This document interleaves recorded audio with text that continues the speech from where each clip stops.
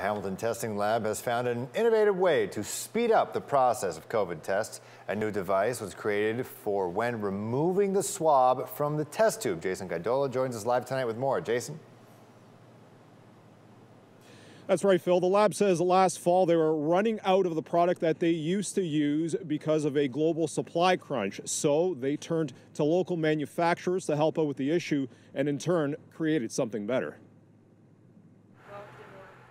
It's called the Grasper, and the Hamilton Regional Laboratory Medicine Program says it's saving technicians roughly 2 hours a day removing nasal swabs. Instead of having to pinch and pull to take that swab out, we can just sort of plunge the grasper in and move it out in one continuous motion. Laboratory Research Coordinator Mackenzie Bacon says the disposable user-friendly device will increase the speed in getting swabs in queue for testing. The Hamilton lab was using this larger tweezer-like tool throughout the pandemic, but last September it began to face a supply chain backlog. This prompted the lab, HHS, and St. Joe's to team up with McMaster Manufacturing Research Institute and a local mold-making firm, Core Print Patterns, to develop the Grasper.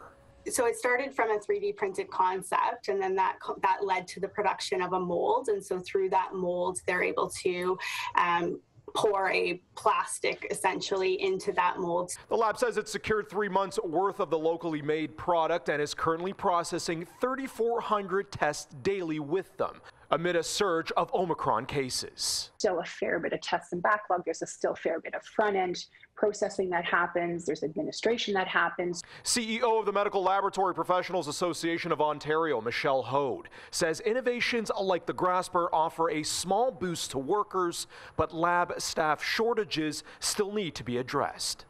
We did do a survey last week that told us that almost 80% of shifts were understaffed. So that should give you a good idea.